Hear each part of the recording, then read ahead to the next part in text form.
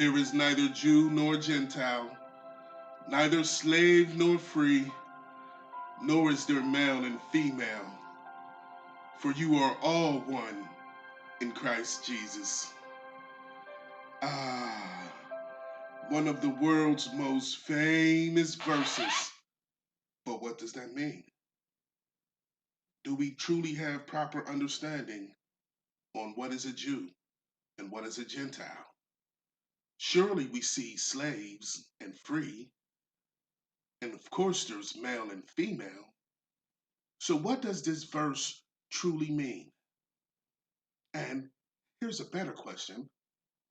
If there is neither Jew nor Gentile, then why would the world bother to hide who the true children of Israel, or the so-called Jews, really are?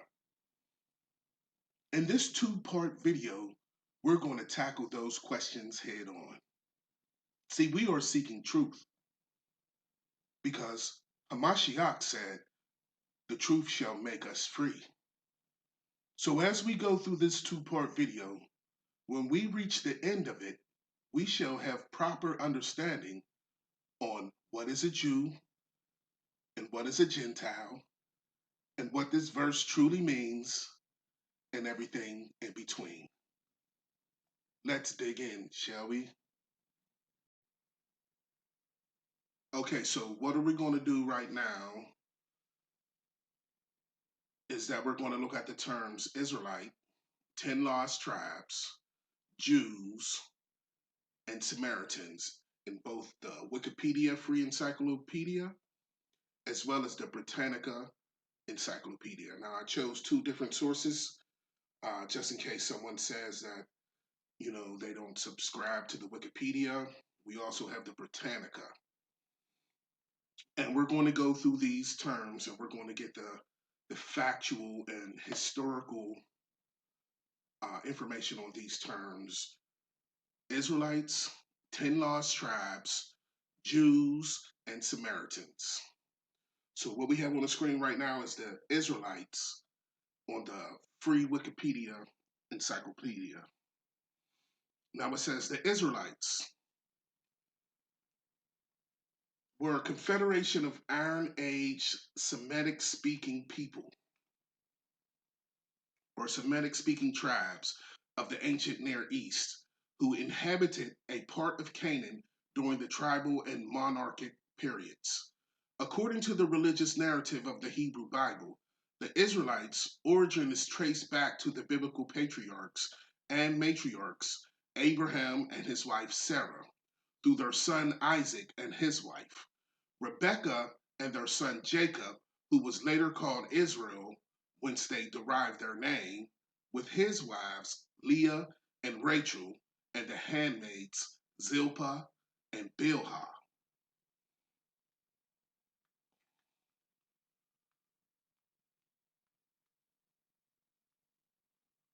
Right down here where it says in the Hebrew Bible, it says, in the Hebrew Bible, the term Israelites is used interchangeably with the term 12 tribes of Israel. Although related, the terms Hebrews, Israelites, and Jews are not interchangeable in all instances. Israelites refer to the people that the Hebrew Bible describes specifically as the direct descendants of any of the sons of the patriarch Jacob, later called Israel. And his descendants as a people are also collectively called Israel, including converts to their faith and worship of the God of Israel, Yahweh. Hebrews, on the contrary, is used to denote the Israelites' immediate forebearers who dwelt in the land of Canaan. The Israelites themselves and the Israelites' ancient and modern descendants, including Jews and Samaritans. Jews is used to denote the descendants of the Israelites who coalesced when the tribe of Judah absorbed the remnant of various other Israelite tribes. I'm going to repeat that. It says Jews, or Yahudim, is used to denote the descendants of the Israelites who coalesced when the tribe of Judah absorbed the remnants of various other Israelite tribes. During the period of the divided monarchy, Israelites was only used to refer to the inhabitants of the northern kingdom of Israel, and it only extended to cover the people of the southern kingdom of Judah in post-exilic usage, right? So the term Israelites was only originally used, first, it was originally used to denote all 12 tribes. But then, after the two kingdoms were split, the term Israelites or children of Israel only referred to the northern kingdom. And it was only extended to cover the people of the southern kingdom after the post exilic or Babylonian captivity.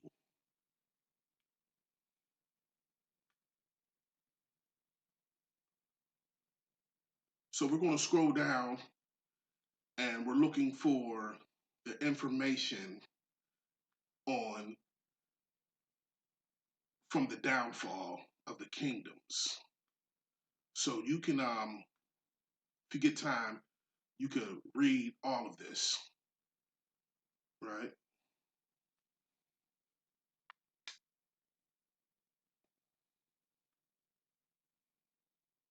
Whenever you get a chance, you could look through all of this. But I'm just going to pull out the things that is, relevant to this lesson that we're doing here. So here we are from the downfall of the two kingdoms to Bar Kokhba. So it says, after the destruction of the Israelite kingdoms of Samaria and Judah in 720 and 586 BC, respectively, the concepts of Jew and Samaritan gradually replaced Judite and Israelite. When the Jews returned from the Babylonian captivity, the Hasmonean kingdom was established in present day Israel, consisting of the three regions which were Judea, Samaria, and Galilee. So it's saying here that after the destruction of the Israelite kingdoms of Samaria and Judah, which Samaria fell in 720 BC, and Judah went into captivity in Babylon in 586 BC. The concepts of Jew and Samaritan gradually replaced Judite and Israelite. So they were originally called, the northern kingdom was called Samaritans, and the southern kingdom were called Judites, right? Until after the Babylonian exile, where now the northern kingdom were called Israelites and the southern kingdom were called Judites. Until after the Babylonian captivity, where the northern kingdom were called Samaritans and the southern kingdom were called Jews. But notice that the northern kingdom was never referred to as Jews. So we're going to continue right here where it says, when the Jews returned from Babylon, from the Babylonian captivity. So when the Jews returned from the Babylonian captivity, the Hasmonean kingdom was established in present-day Israel, consisting of three regions which were Judea, Samaria, and Galilee. In the pre-exilic First Temple period, the political power of Judea was concentrated within the tribe of Judah. Samaria was dominated by the tribe of Ephraim and the house of Joseph, while Galilee was associated with the tribe of Naphtali, the most eminent tribe of the northern Israel. At the time of the kingdom of Samaria, the Galilee was populated by northern tribes of Israel, but following the Babylonian exile, the region became Jewish. During the Second Temple period, relations between the Jews and Samaritans remained tense, right? So what we see here is that at the time, the kingdom of Samaria and the Galilee was populated by the northern tribes of Israel. But following the Babylonian exile, the region became Jewish. And we're going to see how that region became Jewish, because we're going to go into looking at the 10 tribes of Israel. right? Because you notice we're talking about Jews and Samaritans, right? But thus far, nothing is said about the 10 lost tribes of Israel. So we're seeing a difference between the three, well, actually the four. We got Israelites, which consist of all 12 tribes, and then later only consisted of the northern kingdom. We got the Jews, which only consisted of the southern kingdom, and we got the lost 10 tribes of the northern kingdom, and we have the Samaritans, which is something altogether different, and we're going to learn that a little bit further down the line. So let's look at the 10 lost tribes. The 10 lost tribes were the 10 of the 12 tribes of Israel that were said to have been deported from the kingdom of Israel after its conquest by the Neo-Assyrian Empire in 722 BC. These are the tribes of Reuben, Simeon, Dan, Naphtali, Gad, Asher, Issachar, Zebulon, Manasseh, and Ephraim. Claims of descent from the lost tribes have been proposed in relation to many groups, and some religions espouse a messianic view that the tribes will return. So it's saying that, some religions subscribe to the fact that the 10 lost tribes of the northern kingdom will return because they had not returned from the Neo-Assyrian Empire captivity in 722 BC.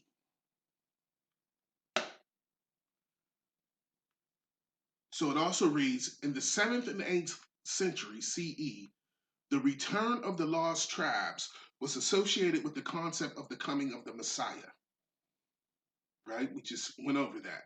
The Jewish historian Josephus, who was born in 37 AD or CE to 100 CE, wrote that the 10 tribes are beyond the Euphrates till now and are an immense multitude and not to be estimated in numbers. So the famous historian Josephus, right, who was born in 37 AD, who walked this earth during the time that the Messiah walked this earth, who have seen the fall of Jerusalem in 70 AD with his own eyes, says that during that time that the Messiah walked the earth, during the time of the fall of Jerusalem, that the northern kingdom was not present in the land, right?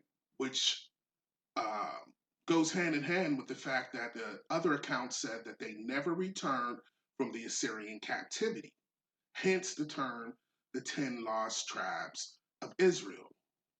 And he claims that they were beyond the river Euphrates, which is in Africa, till now. And I find that very interesting. So far, we see that the 10 lost tribes was the northern kingdom. We see that the Jews was the southern kingdom, and the Samaritans was someone else altogether. So let's look at the term Jews to make sure everything is lined up, and we're looking at Jews in the Wikipedia. Okay. So when it's termed Jews, we're going to scroll down to the name and etymology because this information in the beginning is basically about the modern day Jews, but we want to get into the uh, the ancient Jews so that we can have an understanding of how the term Jew was read or was understood during the time of the Bible and not how it's understood today. So here we are at the name and etymology, right? And it reads, the English word Jew continues Middle English Jew or Jew. These terms derive from the Old French, and there's different variations of this word Jew, right? And then it goes down here and it says, which, like the New Testament Greek term Judaeus, meant both Jew and Judean of Judea. The Greek term was a loan from the Aramaic Yahudai, corresponding to Hebrew Yahudi, originally the term for a member of the tribe of Judah or the people of the kingdom of Judah. I'm going to repeat that.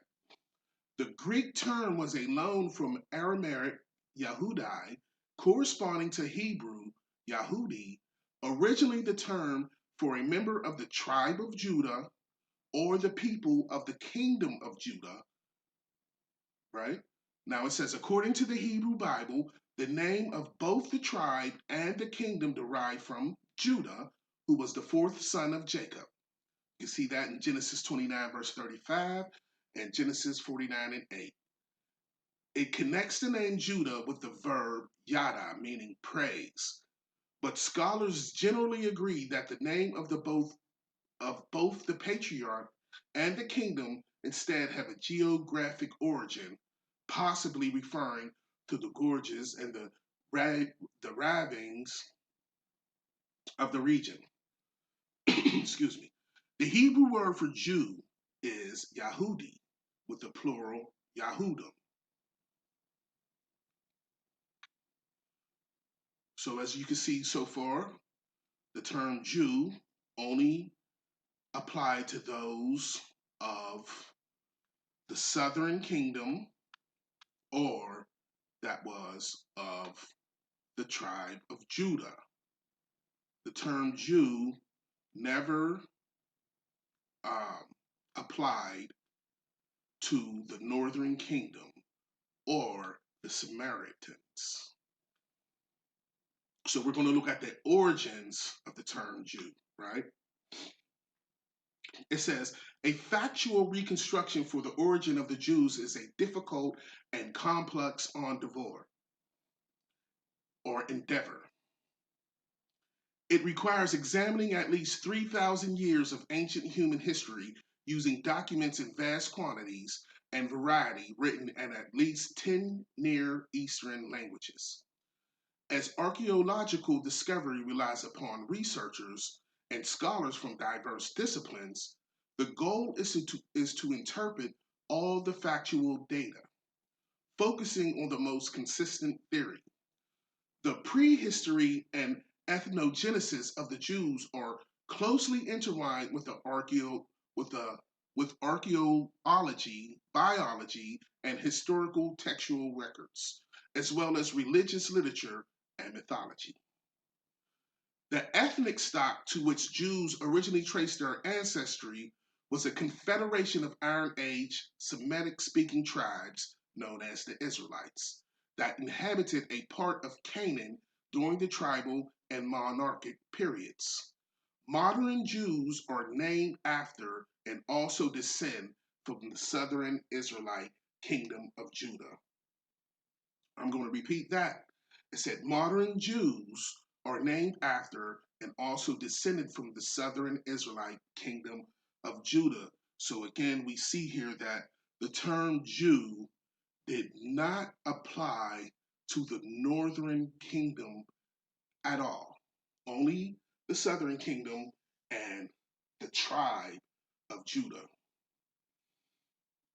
So far we see the difference between the Israelites, the 10 lost tribes, and the Jews, respectively. Those terms used respectively. So we're going to look at the term Samaritans and see where does that come from. And as we go to the Wikipedia, and we're going to read about the Samaritans. And I'm going to pick this up in the second paragraph, right? It says, ancestrally, Samaritans claim descent from the tribe of Ephraim and the tribe of Manasseh, two sons of Joseph, as well as from the Levites, who have links to ancient Samaria. Now constituting the majority of the territory known as the West Bank. From the period of their entry into Canaan, while some Orthodox Jews suggest that it was from the beginning of the Babylonian captivity up into the Samaritan polity under the rule of Baba Rabah. So the Samaritans claim to be descendants from only two of the 10 tribes from the north, the tribe of Ephraim and the tribe of Manasseh, and of course the Levites, who half of the Levites was in the northern kingdom and the other half of the Levites were in the southern kingdom, right? But the Orthodox Jew says no, the Samaritans didn't come about until the beginning of the Babylonian captivity, and the Bible supports that. The Bible says that the Samaritans came during the Assyrian captivity. The Assyrian king had taken the northern kingdom out of the land of Israel and had replaced them with a group of people from other nations. And obviously, they eventually became known as Samaritans. Now, we're going to scroll down to see if we could get a count of this in other sources. And if I'm not mistaken, we could get more information on this in the Apocrypha. So I can only scroll so fast because the recorder won't pick up. It'll freeze if I scroll down too fast. So just bear with me as I scroll down to where it's speaking on the Apocrypha, and we could get an account of what the Apocrypha has to say about the so-called Samaritans and where they come from. So we'll start here with the Jewish sources. Okay? So it says, the emergence of the Samaritans as an ethnic and religious community distinct from other Levant people appears to have occurred at some point after the Assyrian conquest of the Israelites' kingdom of Israel in approximately 721 BC. So it's saying the emergence of the Samaritans as an ethnic and religious community distinct from other Levant peoples appear to have occurred after the Assyrians conquered Israel, right? Which is consistent to what the Bible says. Now, the records of Sargon II, who was the king of Assyria, indicated that he deported 27,290 inhabitants of the former kingdom. And Jewish tradition affirms the Assyrian deportation and replacement of the previous inhabitants by forced resettlement by other people, but claims a different ethnic origin for the Samaritans. So they're saying that the Jewish tradition, affirms or confirms that the Assyrians deported the original inhabitants of the northern kingdom, i.e., the 10 tribes from the north, and replaced them with people from different nations, right?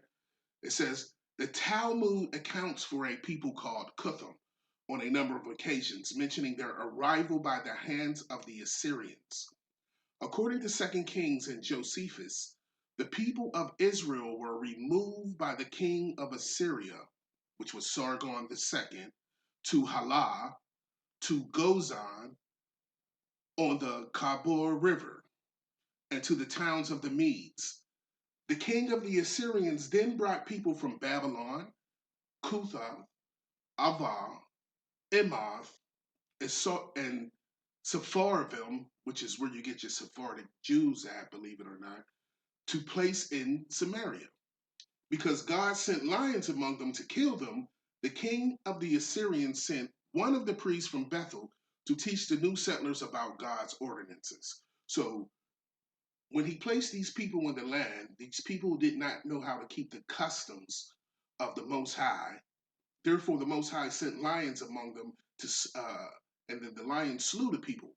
So the king had taken one of the priests that he had taken in exile and sent them back to teach the people how to live in the land so that the Most High wouldn't put um, his wrath or his vengeance upon them, right? And it says the eventual result was that the new settlers worshiped both the God of the land and their own gods from the countries from which they came. So they worshiped the Most High so that the Most High wouldn't, send destruction amongst them. But, they secretly worshiped their own gods, right? So let's continue to scroll down and look at more Jewish sources such as the Apocrypha and get more information on the so-called Samaritans so that we could see why there is a difference between the Jews, which is the southern kingdom, the 10 lost tribes of the northern kingdom, and the Samaritans. So to get more information on that, we're going to scroll down to the Dead Sea Scrolls. Excuse me. Now, the Dead Sea Scroll um, hopes that the northern tribes will return to the land of Joseph. The current dwellers in the north are referred to as fools and enemy people. However, they are not referred to as foreigners. It goes on to say that the Samaritans mocked Jerusalem and built a temple on a high place to provoke Israel. So, the Dead Sea Scrolls is written, right, in hopes that the northern tribes will return to the land of Joseph because they had been missing since 720 BC, and the current dwellers in the north are referred to as fools. Now it says that they're not referred to as foreigners. Why are they not referred to as foreigners? You got to count in the, take account for the time that the Dead Sea Scrolls were written and how long these people had been in the land prior to that. They've been in the land for since 720 BC. So these people who have been in that land since 720 BC truly believe that they're the true descendants of the northern kingdom. You know how lies are passed down from generation to generation to generation. So if we're in the 2000s, it's almost been 3,000 years that they have been telling their people that they're the true descendants of the northern kingdom. But as we can see, the records show differently. As a matter of fact, we're going to look at the account of the Assyrian king and the information that he wrote about it, right? Because he's the one who had conquered them and resettled people, which was a custom that the Assyrian king does once they conquer a land. They'll take this people out of that land and put them in another land that they conquered. And then they'll take another people from a land that they conquered and put them in their, the first people's land. And just shuffling people around, right? So the Assyrian account of the conquest and settlement of Samaria, right? The account of the Assyrian kings, which was among the archaeological discoveries in Babylon, differs from the Samaritans' account and confirms much of the Jewish biblical account, but may differ in regard to the ethnicity of the foreigners settled in Samaria by the Assyrians. So he's saying that the Assyrian kings, do not agree with the Samaritan. Their information that they left doesn't line up with the Samaritans' account, but it does line up with the Jewish biblical account, right, of what happened. At one point, it is simply said that they were from Arabia, excuse me, while at another, that they were brought from a number of countries conquered by Sargon II. The Sumerians who had agreed with a hostile king, I fought with them and decisively defeated them, carried off a spoil, 50 chariots for my royal force. The rest of them I settled in the midst of Assyria, the Tamudi, Ibadidi, Marsamani, and Hayapa, who lived in distant Arabia, in the desert, who knew neither overseer nor commander, who never brought tribute to any king with the help of Ashur my lord. I defeated them. I deported the rest of them. I settled them in Samaria. So this is written on inscriptions, the Sargon inscriptions, And he's saying that, he defeated the hostile king of Israel and carried his people off and settled them in the midst of Assyria. Then he took people from the Talmudi and Badidi and basically Arab people and placed them in Samaria. And that's on the Sargon inscriptions. Now we're going to look at the Nimrod or Nimrod prisms, right? And it is supposedly inscribed on there to say, the inhabitants of Samaria who agreed and plotted with the king hostile to me not to do service and not to bring tribute to Asher and who did battle, I fought against them with the power of the great gods, my lords. And you can read that in the Second Kings, where the king of Israel had decided to hook up with the king of Egypt and not pay tribute to the king of Assyria, and this caused the king of Assyria to come against the northern kingdom and subsequently had taken them into captivity, right? So he goes on to say, I counted as spoil 27,280 people, together with their chariots and gods in which they trusted. I formed a unit with 200 of their chariots for my royal forces. I settled the rest of them in the midst of Assyria. I repopulated Samaria more than before. I brought into it people from countries conquered by my hands. I appointed my eunuch as governor over them, and I counted them as Assyrians. So he said he took the original people out of the land of Israel, or the northern kingdom, and put them in the midst of Assyria. And then he repopulated Samaria more than before, meaning that he put more people in there than he had taken out. And he brought these people from countries that he conquered with his own hands, and he counted them people as Assyrians. So that's the account of the Assyrian king, which lines up with the Bible, and it also lines up with Jewish tradition, and it is contrary to the so-called Samaritans' account for their genealogy. Now, we read all of this in the Wikipedia encyclopedia, so we're going to go to the Britannica encyclopedia just to see if it all lines up, right? And we're going to start again, like we did, in the same order with the term Israelite. And it says, Israelites, descendants of the Hebrew patriarch Jacob, whose name was changed to Israel after an all-night fight at Penuel near the stream of Jabbok. And that's Genesis 32 and 28. In early history, Israelites were simply members of the 12 tribes of Israel. After 930 BC, which is when the split happened, and the establishment of the two independent Hebrew kingdoms in Palestine, the 10 northern tribes constituting the kingdom of Israel were known as Israelites to distinguish them from the southern kingdom of Judah. So I'm going to repeat that right there, right? It says, after 930 BC and the establishment of two independent Hebrew kingdoms, which was the northern kingdom or the kingdom of Israel and the kingdom of Judah, the 10 northern tribes constituting as of the kingdom of Israel were known as Israelites to distinguish them from the southern kingdom of Judah, who were known as Jews. The northern kingdom was conquered by the Assyrians in 720 BC, and its population was eventually absorbed by other nations. So it says that the northern kingdom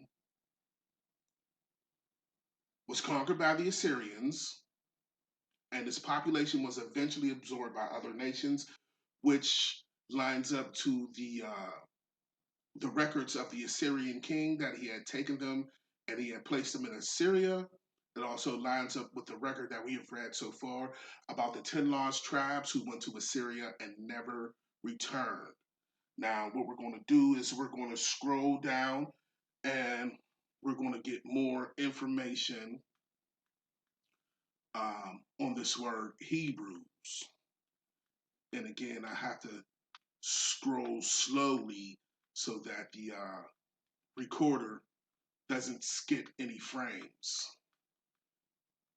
And we're going to look at the word Hebrews and get more understanding on the differences between Israelites, 10 lost tribes, Jews, and Samaritans. And it's really important to understand the difference in these terms so that you know what you're reading when you get to the New Testament.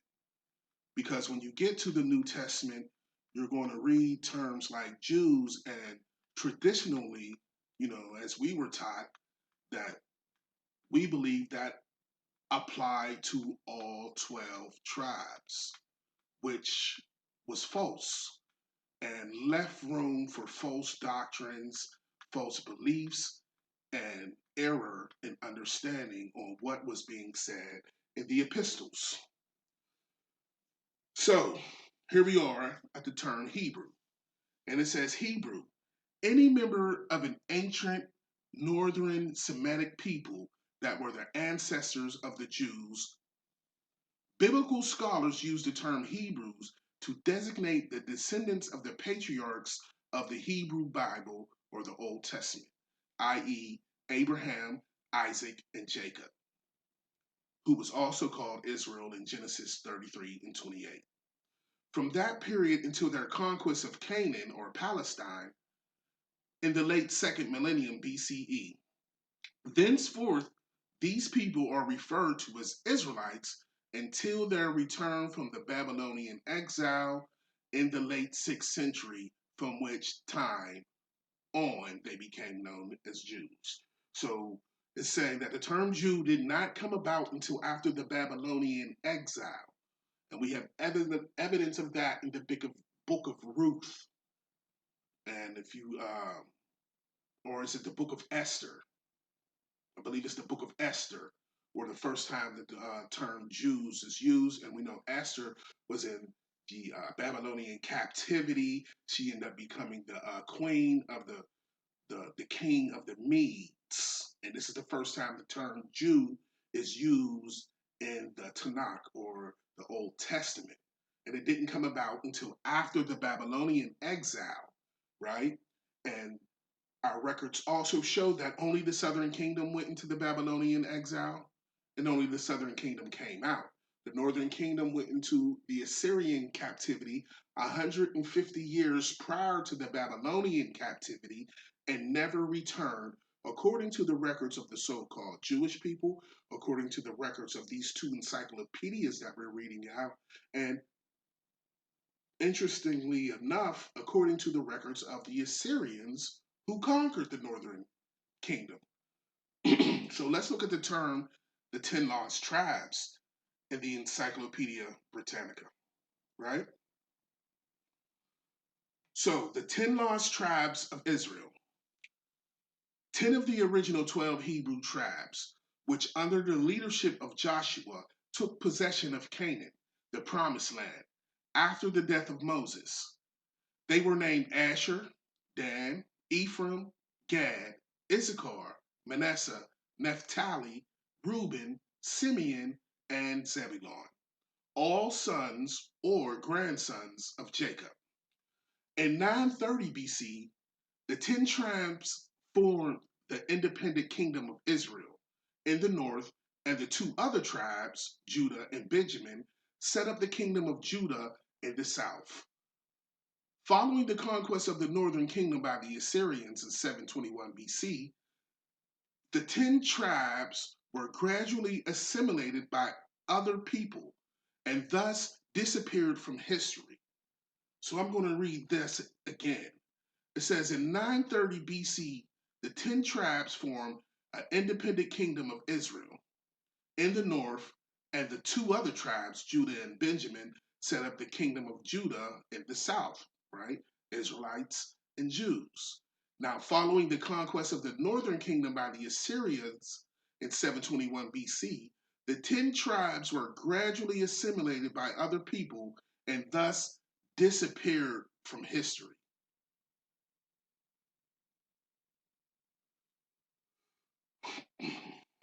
That is very interesting, showing you the difference between the two. right? And I'm going to drop down here because there's something else that I want to point out. Right here it says, people who at various times were said to be descendants of the lost tribes include the Assyrian Christians, the Mormons, right? These Assyrian Christians or the Samaritans. These are the ones that we're reading about, right? The Assyrian Christians, the Mormons, the Afghans, the Beta Israel of Ethiopia, the American Indians, and the Japanese. Among the numerous immigrants to the state of Israel since its establishment in 1948 were a few who likewise claimed to be remnants of the 10 lost tribes. The descendants of the tribes of Judah and Benjamin had survived as Jews because they were allowed to return to the homeland after Babylon exile of 586 BC. So these people that you see here who claims to be descendants of the lost tribes of Israel would not have opportunity to do so if there were not a such thing as the lost tribes of Israel.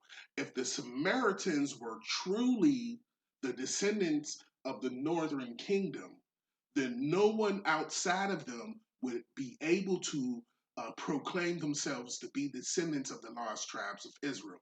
Now, we've heard stories about, a lot of different nations, including the um, indigenous people in the Americas, being descendants of the lost tribes of Israel. But if it was as simple as, well, the so called Samaritans that's in the land today are the true descendants of the northern kingdom, then there wouldn't be any opportunity for anyone else to proclaim themselves to be of the lost tribes of Israel.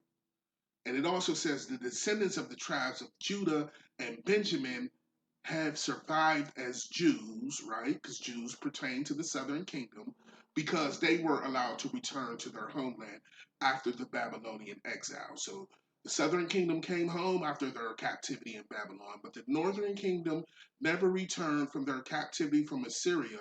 And we see that right here where it says, for the conquest of the northern kingdom by the Assyrians in 721 BC, the 10 tribes were gradually assimilated by other people and thus disappeared from history. So now we're going to keep moving in the order that we're moving in the next term up in the Britannica Encyclopedia is the term Jews. And we're going to take a look at that, right? And it says Jew, Hebrew, Yehudi, or Yahudai. Any person whose religion is Judaism.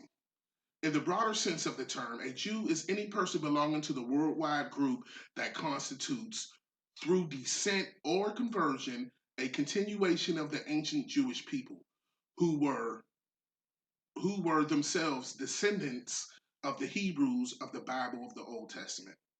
In ancient times, a Yehudi was originally a member of Judah, i.e., either of the tribe of Judah, one of the 12 tribes that took possession of the promised land, or of the subsequent kingdom of Judah, in contrast to the rival kingdom of Israel to the north. So it says, in ancient times, or during biblical times, right, a Yehudi was originally a member of Judah, i.e., either the tribe of Judah or from the kingdom of Judah, in contrast, or not to be confused with, or opposite of the rival kingdom of Israel to the north. So the northern kingdom was never referred to as Jews, is what this is saying. It goes on to say the Jewish people as a whole, initially called Hebrews, were known as Israelites from the time of their entrance into the Holy Land to the end of the Babylonian exile. And we just read in the other information that after the Babylonian exile, this is when the term Jew came about. And it says thereafter, the term Yehudi, and it has different variations of that word, was used to signify all adherents of Judaism because the survivors of the exile, former inhabitants of the kingdom of Judah, were the only Israelites who had retained their distinctive identity. That's interesting. It says that thereafter, the term Yehudi or Jew was used to signify all adherents of Judaism because of the survivors of the exile who were former inhabitants of the kingdom of Judah were the only Israelites who had retained their distinctive identity. Then it says the 10 tribes of the northern kingdom of Israel had been dispersed after the Assyrian conquest of 720 BC and were gradually assimilated by other peoples. They never came home, right? It says the term Jew is thus derived through the Latin Judaeus and the Greek Judaios from the Hebrew Yahudi. The latter term is an adjective occurring only in the latter parts of the Hebrew Bible and signifying a descendant of Judah, the fourth son of Jacob, whose tribe, together with that of his half brother Benjamin, constituted the kingdom of Judah. Again, we're seeing that the term Jew only applies to the southern kingdom or the tribe of Judah. And I know I'm sounding like I'm beating a dead horse, but it's very important to understand these terms when we're reading the New Testament so that we know what is being said about who and to who. Now, here's the Samaritans in the Encyclopedia Britannica, who claims to be of the descendants of Manasseh and the descendants of Ephraim. However, everyone else's record shows that they were placed in that land by the Assyrian king after the conquest of Israel in 722 BC. So it says Samaritans, member of a community of Jews now nearly extinct that claims to be related by blood to those Jews of ancient Samaria, who were not deported by the Assyrian conquerors of the kingdom of Israel in 722 BC. The Samaritans call themselves Bnei Yisrael, children of Israel, or Shemarim, observant ones. For their sole norm of religious observance is the Pentateuch, the first 5 books of the Old Testament. Other Jews call them simply Shamranim or Samaritans in the Talmud. The rabbinical compendium of law, lore, and commentary, they are called Kutum, suggesting that they are rather descendants of Mesopotamian Kuthians who settled in Samaria after the Assyrian conquest. So both encyclopedia are consistent and support each other in this information on all 4 terms. We see that the Israelites are the 12 tribes of Israel all together until the split of the monarchy, where the 2 kingdoms were divided into the northern kingdom or the kingdom of Israel and the southern kingdom or the kingdom of Judah, where the term Israelites only applied to the northern kingdom at that time until after the Babylonian kingdom. Then that term Israelites was extended to the southern kingdom, but at that time, the northern kingdom, who went into captivity 150 years prior to the Babylonian captivity, never returned home and were assimilated or absorbed by the other nations, right? And other records say that they took a long journey to a land called Arzareth, but however, or whatever the case may be, they never returned home. Hence, we have the term the 10 lost tribes of Israel. We see that the Jews are of the southern kingdom, and the Samaritans are the people who were placed in that land after the Assyrian king conquered them, and he took the northern kingdom out of Israel and put other people in there, and those are the Samaritans. So when you get to the Samaritan woman in the Bible who's talking to Hamashiach or Jesus, uh, um, she is not a descendant of Israel, right? When you're reading the epistles and you're hearing Paul say that there's neither Jew nor Gentile, right? You have to ask yourself, well, where is the northern kingdom at then? If there's neither Jew nor Gentile? Because the 2 covenants is made with the house of Israel, which is the northern kingdom, and the house of Judah, which is the southern kingdom.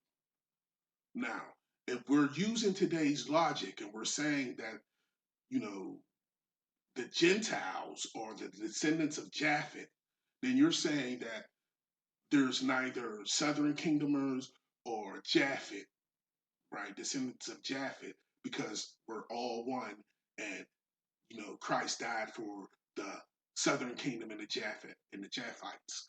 Well, what about the northern kingdom? All the promises are made to the northern kingdom and the southern kingdom. Did we just take the northern kingdom and set them on the curb and replace them with natural born Gentiles of the descendants of Japhet, according to some of the logic that's out there?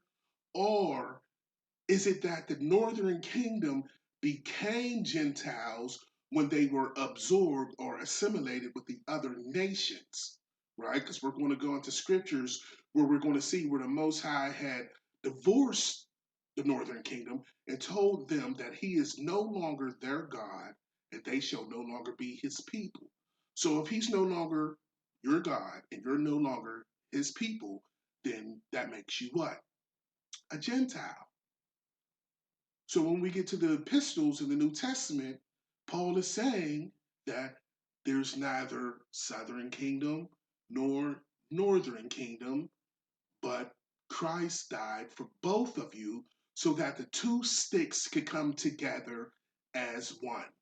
Okay, so now that we've went through the encyclopedias to verify the terms Israelites, 10 lost tribes, Jews, and Samaritans, let's go into the KJV and get records of everything that we just went over.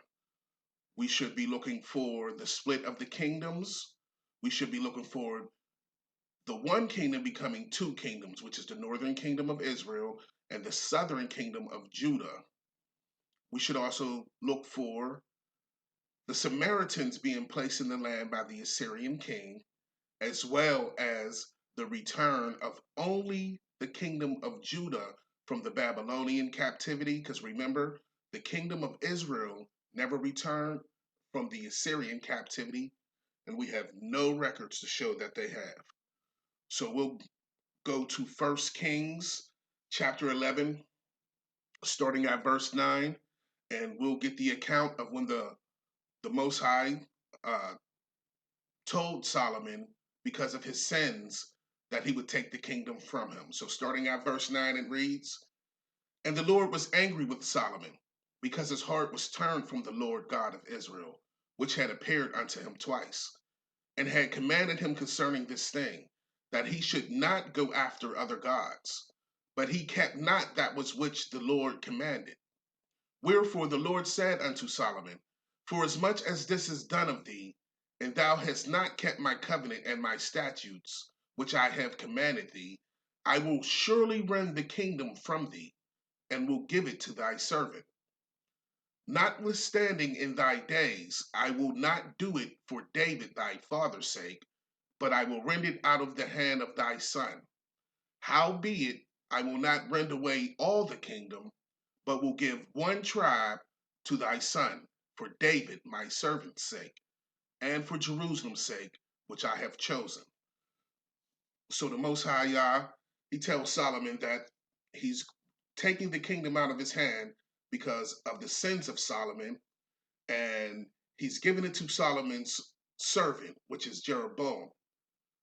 But because of David, the promise that he made to David, he will leave one tribe, which ended up being at least 2.5 tribes, that being Judah, Benjamin, and half of Levi, that would stay under the house of David in Jerusalem. So if we drop down a few verses to verse 29, we can see records of that.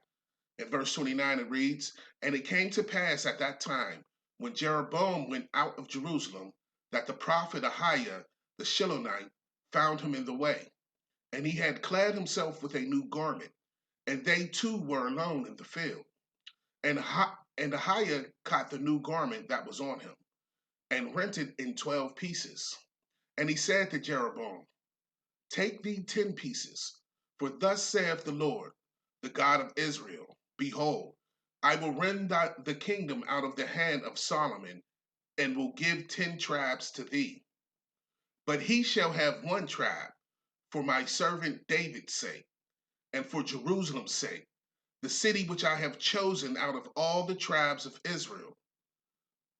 So the prophet goes to Jeroboam and he rips Jeroboam's uh, garment into 12 pieces and gives him 10 and tells him that the Most High is going to give him 10 tribes, which ended up being the kingdom of Israel or the northern tribe.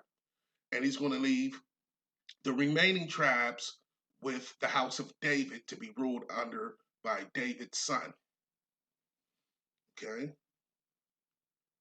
Now, continuing in chapter 11, if we drop down to verse 33, it says, because that they have forsaken me and have worshipped Ashtoreth, the goddess of the Zidonians, Chemosh, the god of the Moabites, and Milcom, the god of the children of Ammon, and have not walked in my ways to do that which is right in mine eyes, and to keep my statutes and my judgments, as did David his father.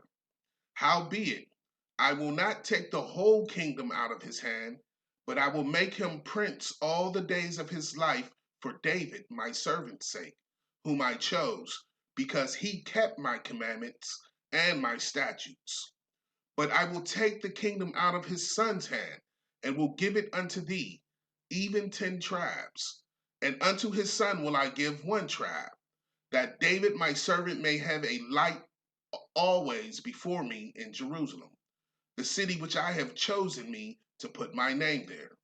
And I will take thee, and thou shalt reign according to all that thy soul desireth, and shalt be king over Israel. So Jeroboam was just anointed by the prophet to become king over the northern tribe, or king over Israel, or the children of Israel, which would be the 10 tribes from the north. Now, going to the next chapter, chapter 12, starting at verse 16, we see that it says, so when all Israel saw that king hearkened unto them, the people answered the king, saying, what portion have we in David? Neither have we inheritance in the son of Jesse. To your tents, O Israel. Now see to thine own house, David. So Israel departed unto their tents. Now, to give you a background of what's going on, once Solomon had died, and it was declared that Rehoboam, who is Solomon's son, will be the king over Israel, the northern tribe, who was still a part of the kingdom at that time, came to him and basically asked for him to lighten up and not to be as harsh as his father was. But his response to the people was that he would be even more harsh than his father. So the 10 tribes of the north didn't like his answer. So this is what we get in verse 16, and I'll read it again. It says, so when all Israel saw that the king hearkened not unto them, the people answered the king, saying, what portion have we in David? Neither have we inheritance in the son of Jesse. To your tents, O Israel. Now see to thine own house, David. So Israel departed unto their tents. But as for the children of Israel which dwelt in the cities of Judah, Rehoboam reigned over them. Then King Rehoboam sent Adoram, who was over the tribute, and all Israel stoned him with stones, that he died. Therefore King Rehoboam made speed to get up to his chariot to flee to Jerusalem. So Israel rebelled against the house of David unto this day. So when the king didn't give them the answer that they were looking for, they said, well, what we have to do with the house of David, or the sons of Jesse. And so they told the rest of the tribes, go to go to your own house, and told David to see to his house that they will not be ruled by him.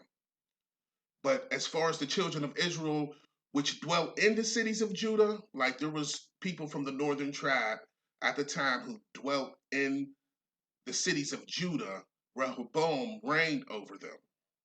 And Israel rebelled against the house of David unto this day, and which is factual because they never returned. Uh, the two sticks never came back together, and that is the prophecy that we're waiting to happen in the future. So, continuing to verse 20, it says, "And it came to pass, when all Israel heard that Jeroboam was come again, that they sent and called him unto the congregation, and made him king over all Israel. There was none that followed the house of David, but the tribe of Judah only. And when Rehoboam was come to Jerusalem, he assembled all the house of Judah with the tribe of Benjamin, 180,000 chosen men, which were warriors, to fight against the house of Israel, to bring the kingdom again to Rehoboam, the son of Solomon. But the word of God came unto Shemaiah, the man of God, saying, Speak unto Rehoboam, the son of Solomon, king of Judah, and unto all the house of Judah and Benjamin, and to the remnant of the people, saying, Thus saith the Lord, Ye shall not go up, nor fight against your brethren, the children of Israel. Return every man to his house, for this thing is from me. They hearkened therefore to the word of the Lord, and returned to depart, according to the word of the Lord. So when Jeroboam came back to the land, the house of Israel made him king, and they rejected the house of David. And the only ones that stayed with the house of David was the tribe of Judah, but obviously the tribe of Benjamin as well, because when Rehoboam came back to Jerusalem, he assembled an army that was from the house of Judah and the tribe of Israel. And they went up to fight against the house of Israel. I'm sorry, the tribe of Judah and the tribe of Benjamin, and they went up to fight against the house of Israel. But Shemaiah came and told them that, this is of the Most High. So all of the house of Judah and Benjamin, and to the remnant of the people, he told this. And the remnant of the people would be those people that was from the northern kingdom that lived in the southern kingdom cities. And if you notice in verse 24, the Most High calls the northern kingdom the children of Israel, right? But he calls the southern the house of Judah and Benjamin.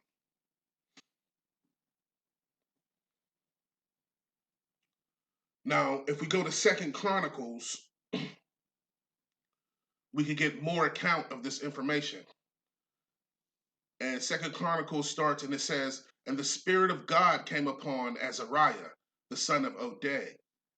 And he went out to meet Asa and said unto him, Hear ye me, Asa, and all Judah and Benjamin. So he was talking to Judah and Benjamin. The Lord is with you while ye be with him. And if ye seek him, he will be found of you. But if ye forsake him, he will forsake you. Now for a long season, Israel hath been without the true God, and without a teaching priest, and without law. But when they are in their trouble, did not unto the Lord God of Israel, but when they in their trouble did turn unto the Lord God of Israel, and sought him, he was found of them. And in those times there was no peace to him that went out, nor to him that came in, but great vexation were upon all the inhabitants of the countries. So Azariah is warning Asa, who was the king of Judah and Benjamin at the time, and telling him to stay faithful on the path. And he says Israel hath been without the true God. Now he's talking about the northern kingdom right here, who was the children of Israel. Remember, they're called Israel and Judah, right? And he told them that they have been without the true God, and without a teaching priest, and without the law. But when they got in trouble, they did turn unto the Most High and sought him, and he was found of them.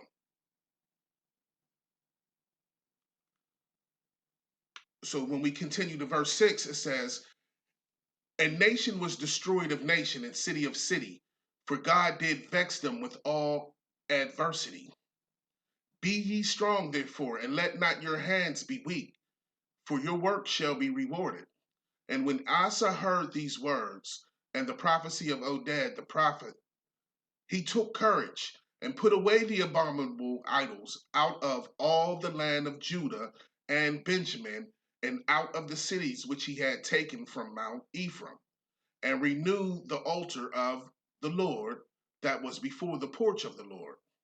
And he gathered all Judah and Benjamin, and the strangers with them out of Ephraim and Manasseh and out of Simeon, for they fell to him out of Israel in abundance, when they saw that the Lord his God was with him.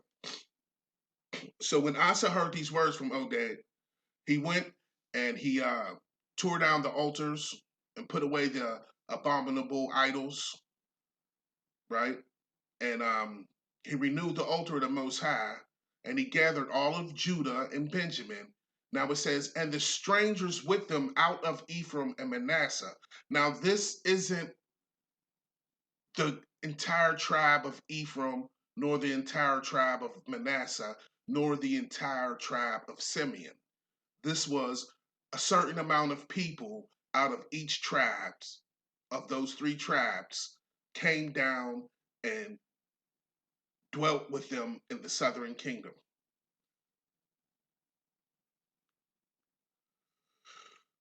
Now, those are the only, accounts that we have of people from the northern tribe actually still being around after they were carried off to Assyria. It seems as if after Second Kings, chapter 17, there's really no more mention of the northern kingdom besides the prophecies. And what you're going to find out is they are actually the ones who are considered to be the Gentiles that the epistles were written to and that the apostle Paul was sent to. But other than that, the rest of the book is about the southern kingdom. Now, we do have a record of someone from the northern kingdom in the book of Luke, chapter 2.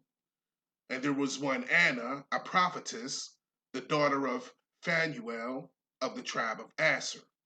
But she is the only one who is from the northern kingdom that is mentioned, that is, pointed out that she's from the northern kingdom.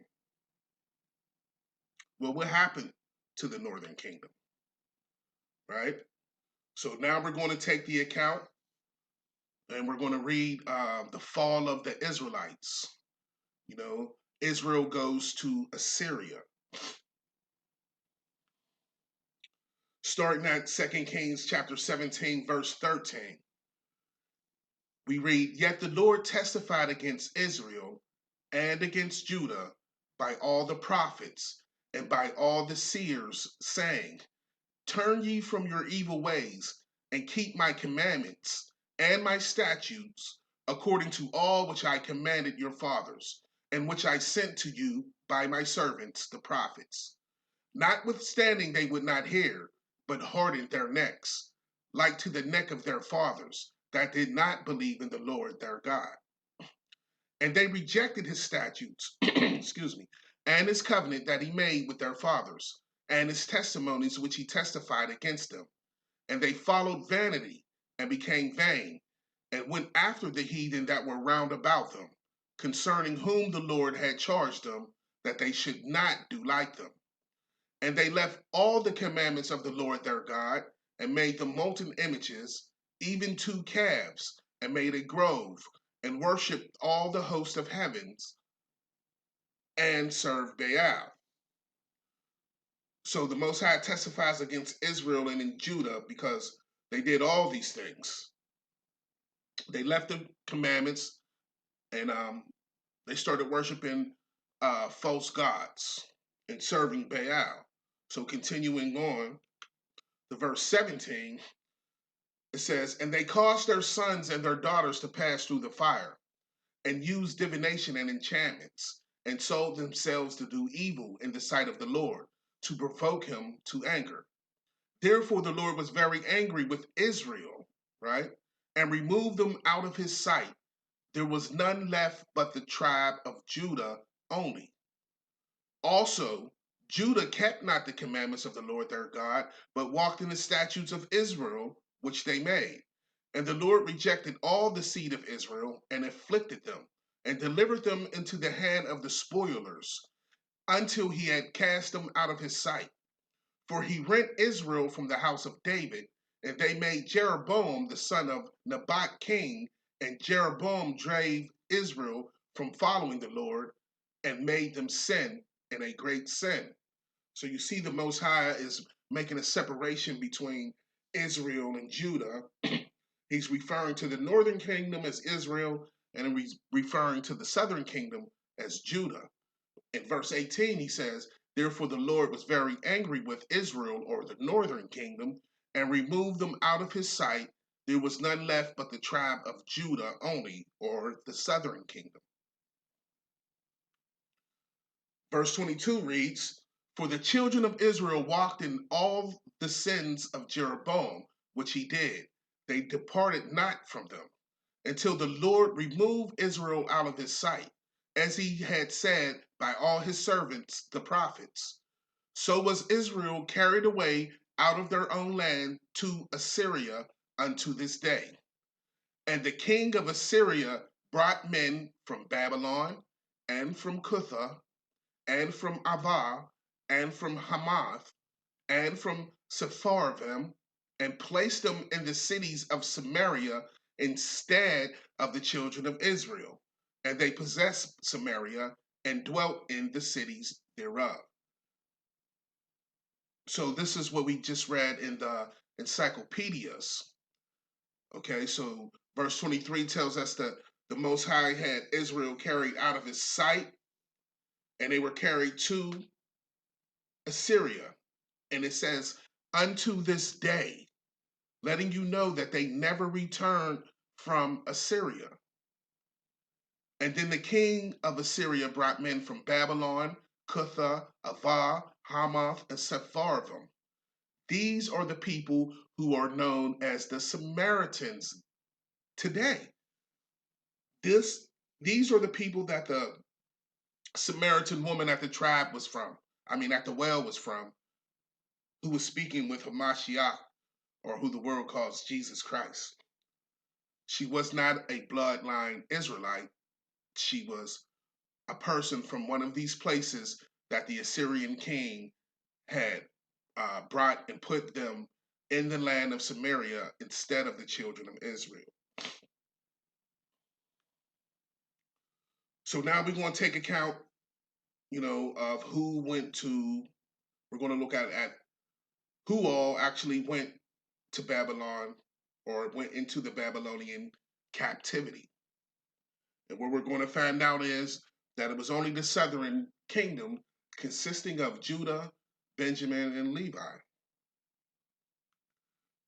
And we're going to start at 2 Kings chapter 24, and verse 1 reads, in his days, Nebuchadnezzar, king of Babylon, came up, and Jehoiakim became his servant 3 years. Then he turned and rebelled against him. And the Lord sent against him bands of the Chaldees, and bands of the Syrians, and bands of the Moabites, and bands of the children of Ammon, and sent them against Judah to destroy it, according to the word of the Lord, which he had spake by his servants, the prophets. Surely at the commandment of the Lord came this upon Judah, to remove them out of his sight for the sins of Manasseh, who was a king, according to all that he did. This Manasseh is not the tribe of Manasseh. Manasseh was a king. So he brought these armies against Judah, or the kingdom of Judah, to destroy it. And verse 12 reads, and Jehoiakim, the king of Judah, went out to the king of Babylon, he and his mother, and his servants, and his princes, and his officers, and the king of Babylon took him in the 8th year of his reign. And he carried out thence all the treasures of the house of the Lord, and the treasures of the king's house, and cut in pieces all the vessels of gold which Solomon king of Israel had made in the temple of the Lord, as the Lord had said. And he carried away all Jerusalem, and all the princes, and all the mighty men of valor, even 10,000 captives, and all the craftsmen and smiths. None remained, save the poorest sort of the people of the land. And he carried away Jehoiakim to Babylon, and the king's mother, and the king's wives, and his officers, and the mighty of the land, those carried he into captivity from Jerusalem to Babylon. So we see that he carried the southern kingdom along with the king of Judah, right, which is the southern kingdom, away to Babylon. Only the southern kingdom actually went into Babylon. So continuing at verse 16, it reads, and all the men of might, even 7,000, and the craftsmen and the smiths 1,000, all that were strong and apt for war, even them the king of Babylon brought captive to Babylon. And the king of Babylon made Mattaniah, his father's brother, king in his stead, and changed his name to Zedekiah. So the king of Babylon made Mattaniah, his father's brother, king in his stead, and changed his name to Zedekiah. Zedekiah was 21 years old when he began to reign, and he reigned 11 years in Jerusalem. And his mother's name was Hamutal, the daughter of Jeremiah of Libnah. And he did that which was evil in the sight of the Lord, according to all that Jehoiakim had done. For through the anger of the Lord it came to pass in Jerusalem and Judah, until he had cast them out of his presence, that Zedekiah rebelled against the king of Babylon. So again, we only seeing records of the southern kingdom going into captivity into Babylon, no records of anyone from the northern kingdom going to Babylon. And we're going to back that up with looking at exactly who actually came out of Babylon. So we're going to look at the kingdom of Judah returns from Babylon, right? The return of the Jews. Now, in the first year of Cyrus, and I'm sorry, this is Ezra chapter 1, verses 1 through 5 is what we're going to read. And it says, now in the first year of Cyrus, king of Persia, that the word of the Lord by the mouth of Jeremiah might be fulfilled, the Lord stirred up the spirit of Cyrus, king of Persia, that he made a proclamation throughout all his kingdom, and put it also in writing, saying, thus saith Cyrus, king of Persia, the Lord God of heaven hath given me all the kingdoms of the earth, and he hath charged me to build him an house at Jerusalem, which is in Judah. Who is there among you of all his people? His God be with him, and let him go up to Jerusalem, which is in Judah, and build the house of the Lord God of Israel. He is the God which is in Jerusalem. And whosoever remaineth in any place where he sojourneth, let the men of his place help him with silver, and with gold, and with goods, and with beasts, besides the free will offering for the house of God that is in Jerusalem. So Cyrus, the king of Persia, makes a proclamation and lets the Israelites who are in captive in Babylon know that they could go back to Jerusalem, which is in Judah, to build the temple for the Most High, right? So let's see who exactly left, because we have records of that in our Bible. So verse 5 reads, then rose up the chief of the fathers of Judah and Benjamin, and the priests and the Levites, with all of them whose spirit God had raised, to go up to build the house of the Lord, which is in Jerusalem. So we don't see anyone from the northern kingdom who stood up out of Babylon to go back to Jerusalem to build the temple. And that's because the northern kingdom was never in Babylon. When they went into the Assyrian captivity, either they were assimilated or absorbed by the other nations, or they traveled far to a land called Arzareth, where no man has never dwelt before. Those are the only two records we have. We don't have any records of the northern kingdom coming out of Assyria, nor do we have any records of the northern kingdom coming out of Babylon. And in fact, Judah, Benjamin, the priests, which are the sons of Aaron, and the Levites are the only Israelites or Jews listed in Ezra, the second chapter, and Nehemiah, chapter 10 through 12, as actually coming out of Babylon. In fact, it lists people such as the temple servants and the gatekeepers, and it lists a bunch of people who weren't Israelites at all.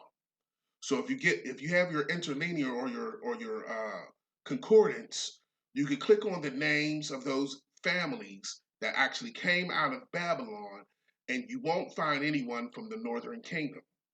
Now, if the Most High found it important enough to list the temple servants and those other people who were not Israelites and actually had records of them coming out of Babylon, don't you think that it would be even more important for him to list any northern kingdomers who came out of Babylon? So you see why we have no records of anyone from the northern kingdom or the house of Israel or the children of Israel coming out of Babylon. We only have records of the southern kingdom or the Jews actually coming out of Babylon. Now that we have reached the end of part 1 of our video, we know the difference between a Jew and an Israelite. We know who the 10 lost tribes are and who are the Samaritans.